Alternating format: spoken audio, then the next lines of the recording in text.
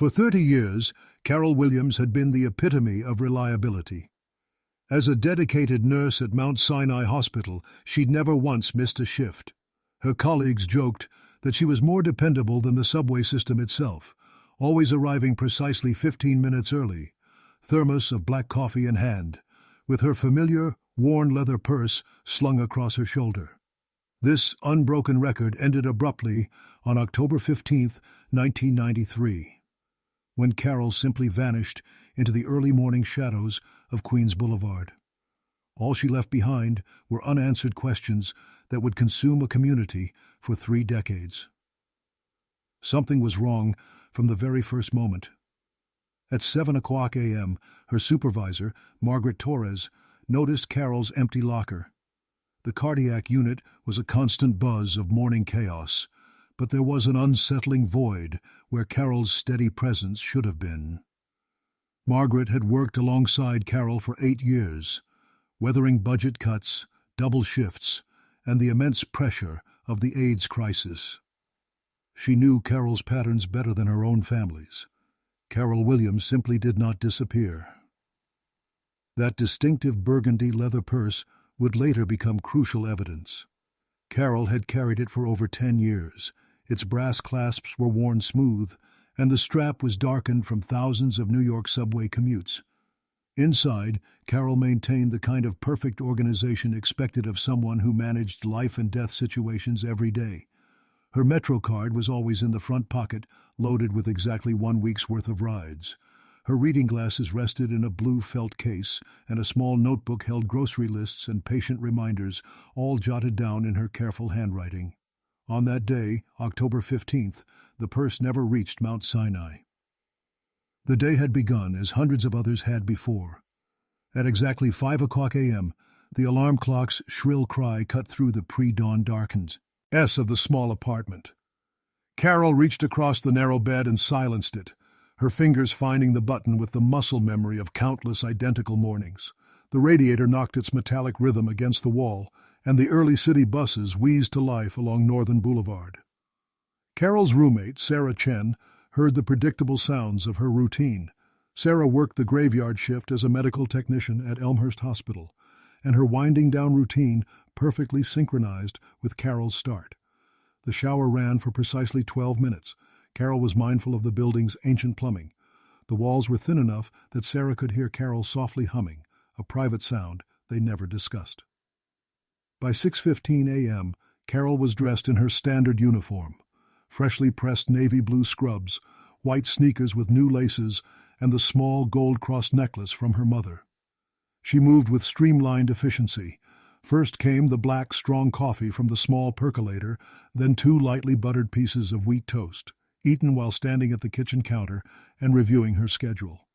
Sarah was pulling off her own scrubs when Carrol appeared in the narrow hallway, already wearing her coat and adjusting the strap of her burgundy leather purse. This intersection of their lives had happened hundreds of times. "Mrs. Patterson is being discharged today," Carrol mentioned, referring to an elderly patient. They exchanged a brief moment of healthcare camaraderie, acknowledging the strange intimacy that develops between caregivers and patients. "Will you be home for dinner?" Sarah asked, knowing Carrol tried to be back by 7. They had planned to watch a movie together. "Should be," Carrol replied, checking her watch. It was 6:00 a.m. This left her exactly enough time to walk to the Roosevelt Avenue subway station and catch the 6:45 train. She was meticulous about time, understanding that in New York, 5 minutes could mean the difference between a smooth morning and a chaotic one. Sarah heard the apartment door squeak closed, followed by Carrol's footsteps descending the 3 flights of stairs. From her window, she could usually watch Carrol emerge and turn left toward Roosevelt Avenue, but that morning, exhaustion pulled her toward sleep. Later, she would replay that decision countless times, wondering if a simple glance might have provided a crucial warning sign. The last ordinary morning of Carrol Williams's life ended at 6:00 a.m., with the sound of her footsteps fading into the waking urban symphony of Queens. The first definitive sign that something was fundamentally wrong came at 7:00 a.m., when charge nurse Margaret Torres stared at Carrol's empty locker for the 3rd time in 15 minutes. Margaret had supervised the morning shift for 12 years and knew the difference between a tardy staff member and one who was simply not coming in. Carol's absence felt like a discordant note in a melody that had played without variation for years. Carrol had been the steady heartbeat of the cardiac unit. Without her, the entire rhythm felt off-kilter. By 8 o'clock a.m., Margaret started making phone calls. The first call to Carol's apartment rang 8 times before the answering machine picked up with Carol's carefully professional voice. Margaret left 2 increasingly urgent messages, her worry bleeding through the forced casualness. Healthcare workers learned to mask emotion, but Carol's absence made composure impossible. The second call went to Human Resources, where a bored administrative assistant assured Margaret that unexcused absences happened all the time. The assistant suggested Margaret was overreacting, implying that 30-year-old women sometimes take impromptu mental health days.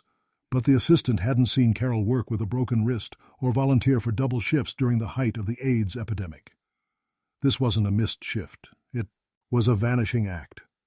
Sarah Chen arrived home from her graveyard shift at Elmhurst at 9 o'clock a.m., her feet aching from 12 hours of standing. She expected the apartment to be empty, as it had been every morning for 2 years, with Carol's rinsed coffee cup on the drying rack and the faint scent of floral shampoo lingering. Instead, she found something that made her stomach drop with a sickening certainty. Carol's coffee cup sat on the kitchen counter, still half full, the liquid cold. The morning newspaper lay beside it, unread. Most disturbing of all, Carol's backup purse, the small black clutch she used for evenings, remained on her dresser. Carrol never left without identification and money. She never abandoned her routines so completely. Sarah stood in the doorway of Carol's bedroom, noting details that would become critical evidence. The bed was made with military precision, and her work schedule was neatly taped to the mirror. Thursday, October 15th, 7 o'clock a.m. to 7 o'clock p.m. Cardiac unit. There was no indication of any deviation from her long-established routine. At 10 a.m., Sarah's mounting anxiety overwhelmed her attempts to find an innocent explanation, and she placed the first call to the police. The desk sergeant at the 108th Precinct took her information, but explained that missing person reports required a 24-hour waiting period unless there were signs of foul play.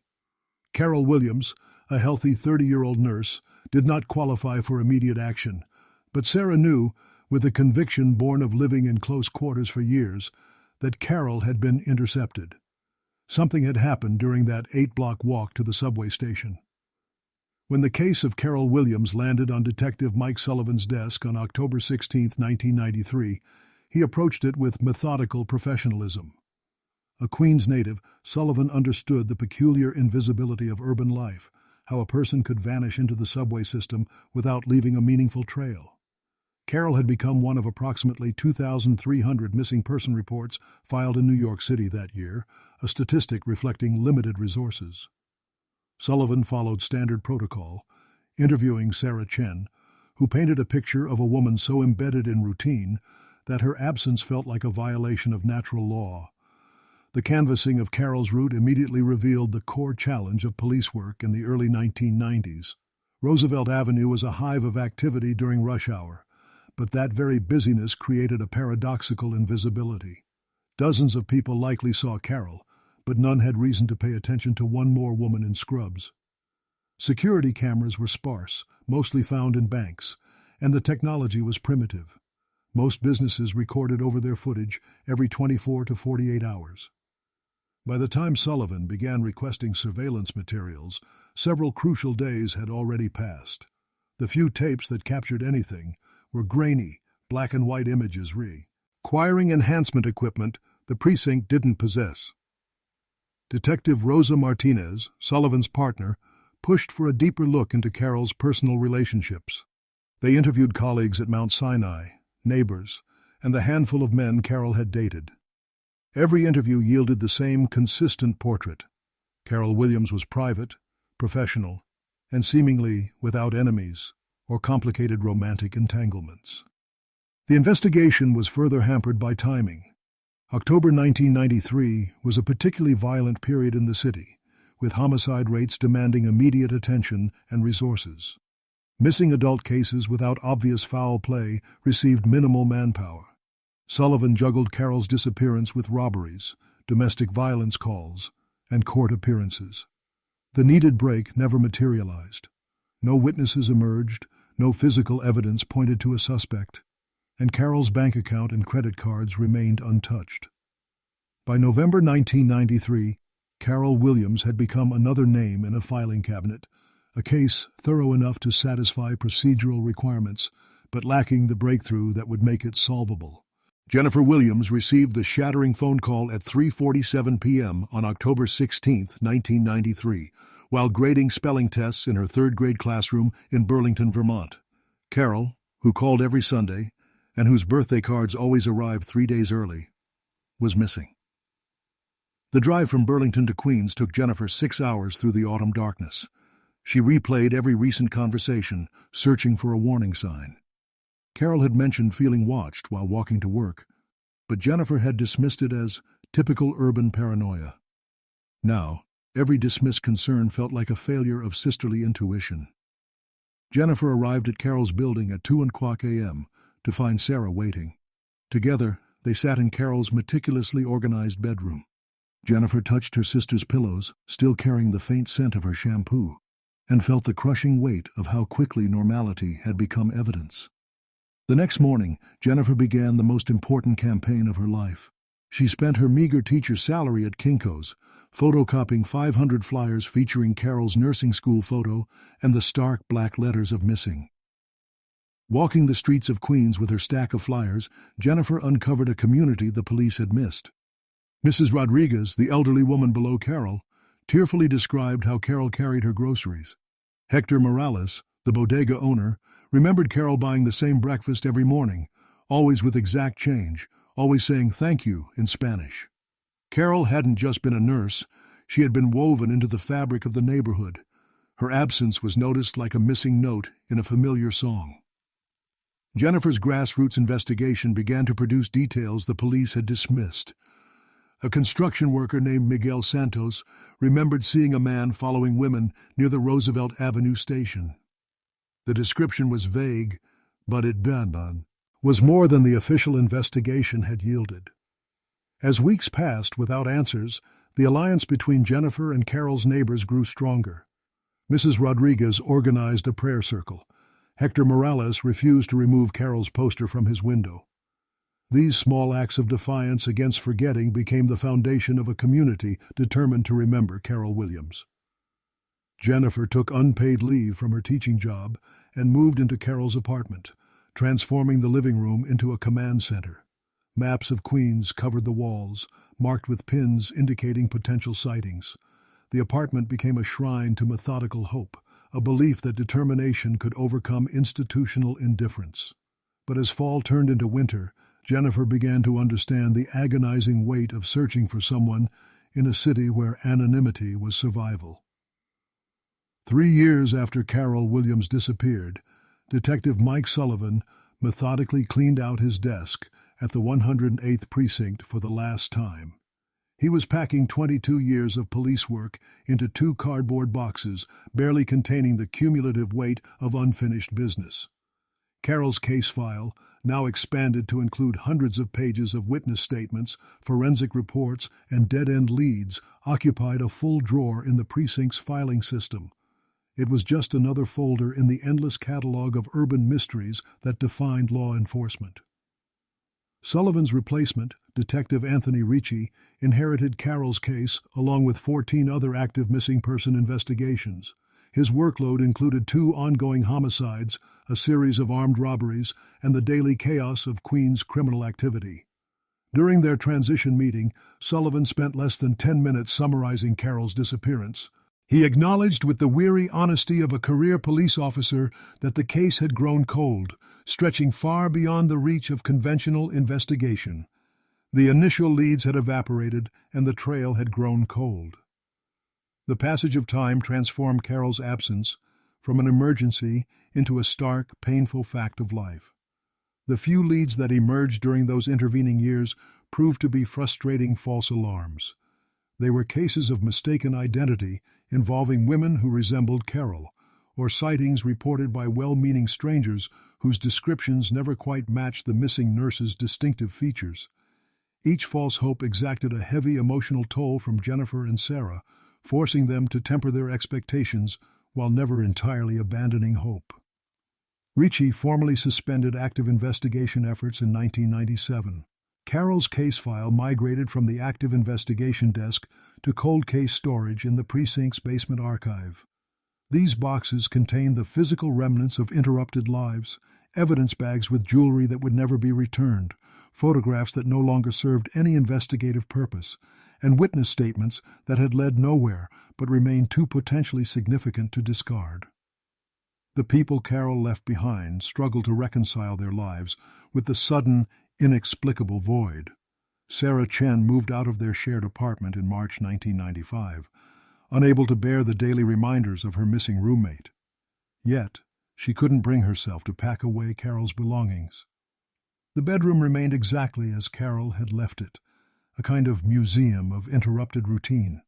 Sarah visited twice a week to water the small philodendron on Carrol's windowsill and to sit quietly among the remnants of a life that had simply stopped.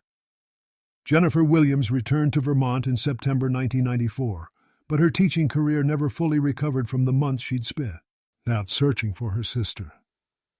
Students and parents recognized the hollow look in her eyes and the way her attention would drift during parent conferences, particularly when sibling relationships or family tragedies were mentioned. She continued making monthly trips to Queens, each visit shorter and more hopeless than the last. This was driven by the terrible mathematics of abandonment.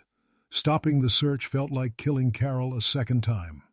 The community that had rallied around Carrol's disappearance gradually returned to their own concerns. Yet, traces of her presence lingered in small, ritualistic acts of remembrance. Mrs. Rodriguez continued setting aside Carrol's mail, creating neat stacks of catalogs and bills that no one would ever claim. Hector Morales kept Carrol's missing poster in his bodega window until it faded to ghostly illegibility, periodically replaced with fresh copies that Jennifer brought during her visits. These small acts of resistance stood against the city's relentless capacity to erase the inconvenient dead. Jennifer's annual phone calls to the 108th Precinct became shorter and more ritualistic over time. Each January, she would call Detective Ricci to ask whether any new leads had emerged, whether any similar cases had been solved, or whether advancing forensic technology might shed new light on Carrol's disappearance. Ricci always promised to call if anything developed, and Jennifer always thanked him with the polite desperation of someone who knew she was asking the impossible, but couldn't stop herself from asking. By the year 2000, Carrol Williams had been missing for 7 years. This was long enough for her disappearance to feel permanent rather than temporary. It was long enough for Jennifer to begin the painful process of imagining a life without the phone call that would bring her sister home.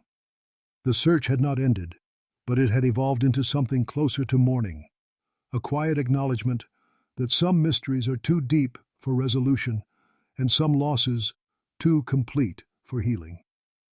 The silence surrounding Carrol's fate had become its own presence, filling the spaces where answers should have been with the crushing weight of unanswered questions that would define everyone who had known and loved her. 25 years after Carrol Williams vanished from Roosevelt Avenue, a routine digitization project at the 108th Precinct breathed unexpected life into dozens of cold cases that had been gathering dust in basement storage rooms. Detective Maria Santos, newly assigned to the precinct's cold case unit, volunteered to oversee the conversion of old evidence to digital format. This was a tedious, methodical process that involved scanning thousands of documents, photographs, and witness statements into searchable databases. Santos spent her days hunched over scanner equipment in a windowless room that smelled of aging paper and forgotten hopes. She was processing cases that had defeated some of the department's best investigators. Each file represented someone's worst nightmare, someone's missing piece, but the sheer volume of unresolved cases made individual tragedies blur together into an overwhelming tapestry of human loss. Carrol Williams' file arrived on Santos's desk on a Tuesday morning in March 2018. It was distinguished only by its thickness and the meticulous organization which suggested someone had cared deeply about finding answers. Santos had seen similar files before. See, cases where family members had refused to let go, where love had manifested as obsessive documentation and relentless follow-up calls. She approached Carrol's case with professional detachment, expecting to find the usual collection of dead-end leads and exhausted possibilities. Little did she know that an unassuming box stored with the file would change everything. 25 years after Carrol Williams vanished from Roosevelt Avenue, a simple routine digitization project at the 108th Precinct unexpectedly breathed life into dozens of cold cases that had been gathering dust in basement storage rooms. Detective Maria Santos, newly assigned to the precinct's cold case unit, had volunteered to oversee the painstaking conversion of old evidence to a digital format. It was a tedious, methodical process that involved scanning thousands of documents, photographs, and witness statements into searchable databases. The work was mind-numbing, requiring the kind of patience that separates career detectives from those who burn out after a few years. Santos spent her days hunched over scanner equipment in a windowless room that smelled of aging paper and forgotten hopes. She was processing cases that had defeated some of the department's best investigators. Each file represented someone's worst nightmare, someone's missing piece. Yet the sheer volume of unresolved cases made individual tragedies blur together into an overwhelming tapestry of human loss.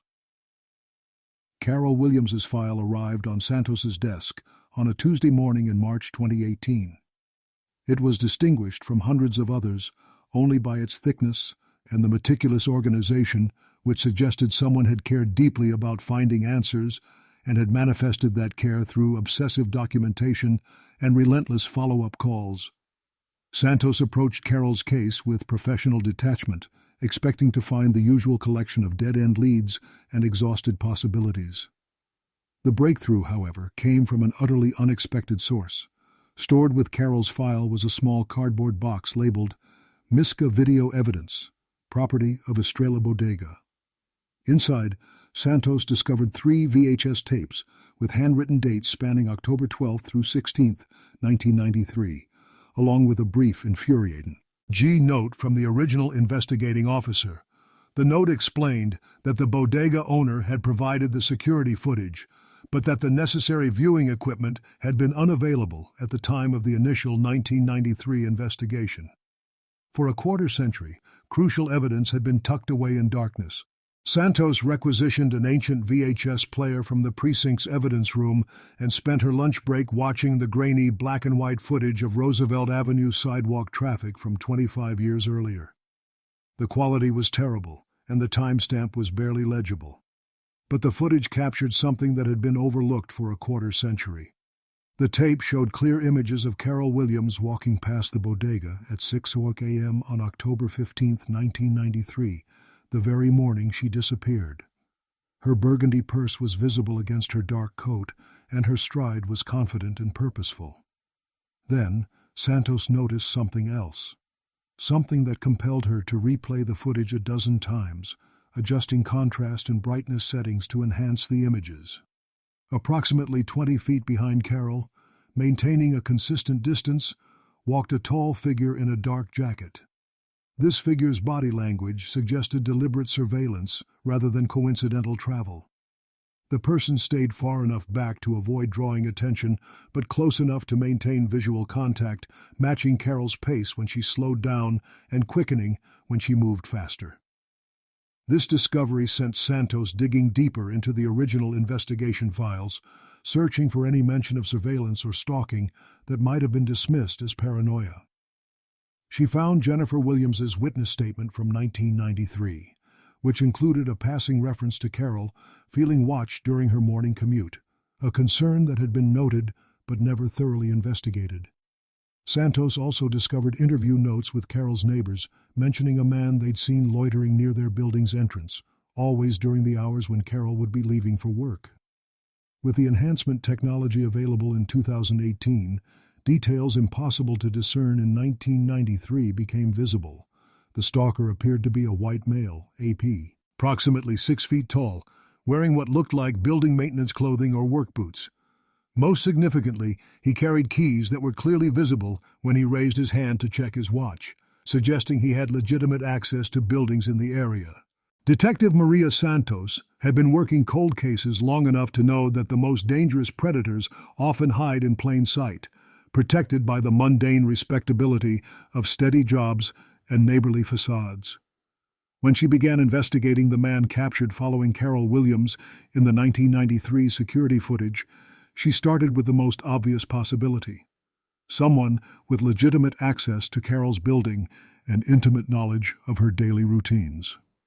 Harold Brennan had been the building superintendent at Carrol's 41st Avenue apartment complex for 6 years when she disappeared. This position required him to maintain master keys to every unit and gave him unrestricted access to tenant information, including work schedules, emergency contacts, and personal habits. His employment application from 1987 painted a picture of reliability and competence with glowing references. But Santos discovered that building management in 1993 had been far less sophisticated than modern standards require. Background checks were cursory, references were rarely verified, and tenant complaints were often handled informally. When Santos requested Brennan's complete employment file, she found a thin folder containing basic paperwork and a single note about tenant relations concerns that had never been investigated or resolved. The deeper Santos dug into Brennan's history, the more disturbing patterns emerged. Phone records from 1992 to 1993 showed dozens of calls from female tenants to the building's management company. They reported maintenance requests that Brennan had delayed or ignored, complaints about him entering apartments without proper notice, and uncomfortable encounters in hallways and common areas. Each complaint had been handled individually, with no one recognizing the pattern of predatory behavior that became obvious when viewed collectively. Santos tracked down Mrs. Rodriguez, now 83 and still living in the apartment below where Carrol had disappeared. When Santos showed her Brennan's photo, Mrs. Rodriguez's expression shifted to visible distress. The elderly woman described how Brennan had shown an unusual interest in Carrol's schedule, asking questions about her work shifts under the guise of coordinating building maintenance. He often lingered in the hallway when Carrol was coming or going, always finding reasons to initiate conversation that made Carrol visibly uncomfortable. Most significantly, Mrs. Rodriguez remembered seeing Brennan near the building's entrance on the morning of October 15, 1993, around the time Carrol would have been leaving for work. Santos accessed building records that revealed a disturbing pattern of tenant turnover among single women in Brennan's buildings. Between 1987 and 1993, 17 women had broken their leases early, often mentioning feeling unsafe or uncomfortable with building management. Several had forfeited security deposits rather than complete their lease terms, suggesting they had been desperate to leave despite significant financial loss. The investigation into Brennan's current whereabouts revealed a maze of employment and address changes, suggesting someone deliberately obscuring their trail. After leaving the 41st Avenue building just weeks after Carrol's disappearance in late 1993, Brennan had worked for a series of property management companies, never staying in one position for more than 2 years. Each job change coincided with tenant complaints or management concerns, though none had been serious enough to warrant police involvement. Santos finally located Brennan in 2018. He was working as a maintenance supervisor for a large apartment complex in Astoria, living alone in a basement apartment that came with his job. When she surveyed the building, she served him watching female tenants with the same calculating attention captured in the 1993 security footage. He maintained a careful distance while tracking their movements with predatory focus. The building where Brennan currently worked housed over 200 tenants, predominantly young professionals and students. Santos began interviewing female tenants and discovered a familiar pattern of complaints: maintenance requests that required multiple visits, unexpected appearances in common areas, and an uncomfortable sense of being watched that tenants attributed to urban paranoia rather than specific threats. 25 years after Carrol Williams disappeared, her case had led Santos to a predator who had been hiding in plain sight, using his position as a building superintendent to stalk and terrorize women who trusted him with keys to their homes. The investigation was no longer about one missing nurse, but about decades of victims who had never realized they were being hunted by someone they saw every day. Santos had the visual evidence and enhanced by forensic technologies that hadn't existed when Carrol first disappeared. For the first time since 1993, someone was watching Carrol's stalker as intently as he had once watched her. She submitted paperwork to reactivate Carrol Williams's case, knowing that she finally had the foundation for meaningful progress. The search warrant for Harold Brennan's basement apartment arrived on Detective Maria Santos's desk at 6:00 a.m. on November 15, 2018. It was signed by a judge who had reviewed 25 years of circumstantial evidence, finding probable cause in the accumulated weight of the 1993 surveillance footage, tenant complaints, and behavioral patterns that painted a picture of predatory obsession. Santos had requested the warrant, knowing that cold cases rarely yielded physical evidence after decades of concealment, but understanding that some investigations require leaps of faith backed by methodical preparation. Brennan's apartment occupied the lowest level of a pre-war building in Astoria. It was accessible through a separate entrance that allowed him to come and go without encountering tenants or management. The basement space had been converted into living quarters sometime in the 1970s, with low ceilings, inadequate lighting, and the persistent dampness characteristic of below-ground New York housing. When Santos descended the narrow staircase with the search team, she immediately noticed the institutional cleanliness. This suggested someone who had spent years perfecting the art of leaving no traces. The living area appeared almost monastic in its simplicity, a single bed with military-precise corners, a small television tuned to local news, and a kitchenette equipped with the minimum necessary appliances.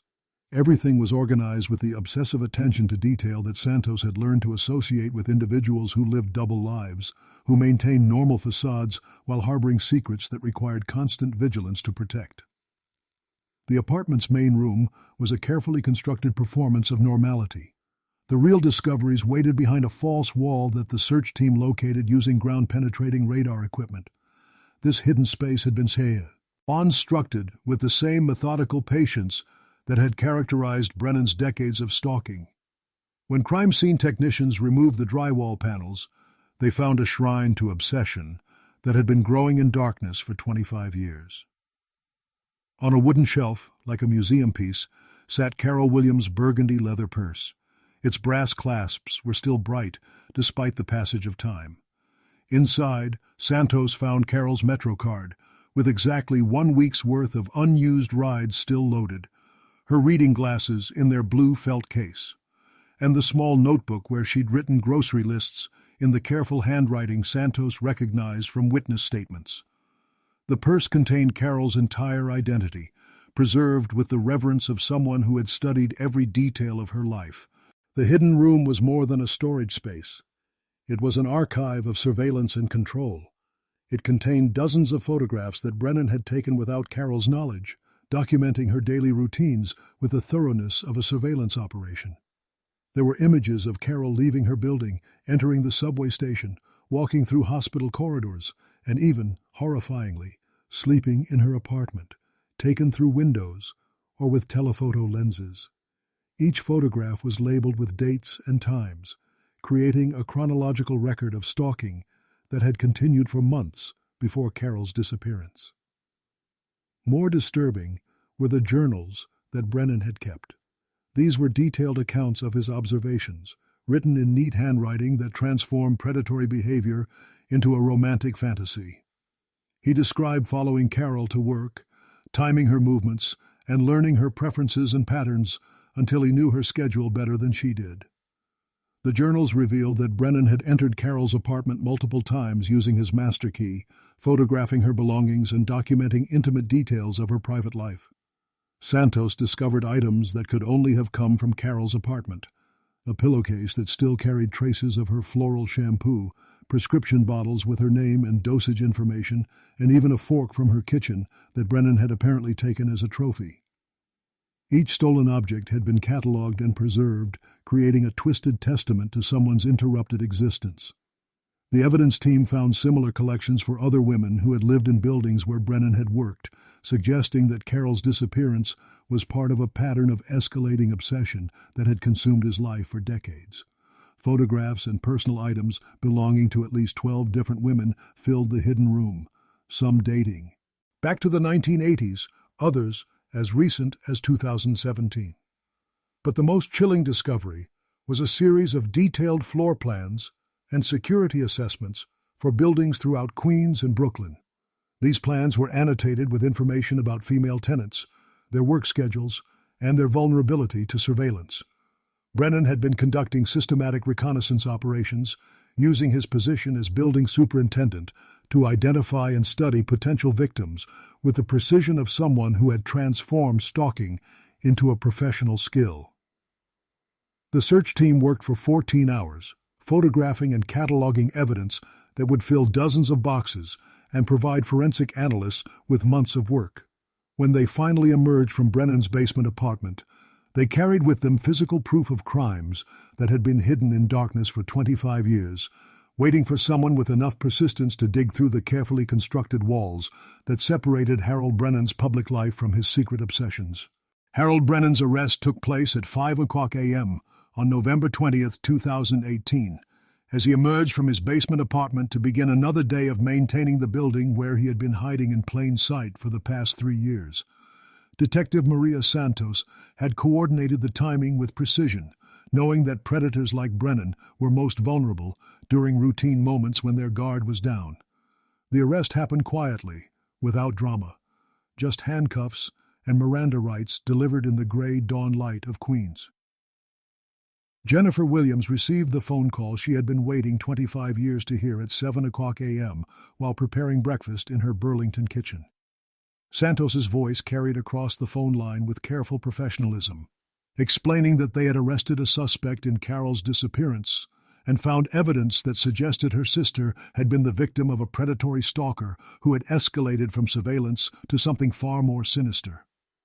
Jennifer listened in silence, feeling the weight of decades finally shifting, though the relief was tempered by the terrible knowledge that answers often bring their own form of pain.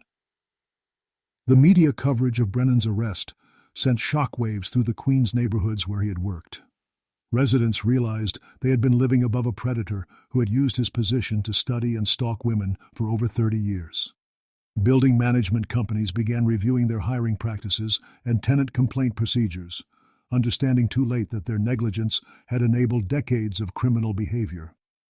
The story resonated beyond local news, becoming a case study in how institutional indifference and inadequate background checks could allow dangerous individuals to hide in positions of trust and authority.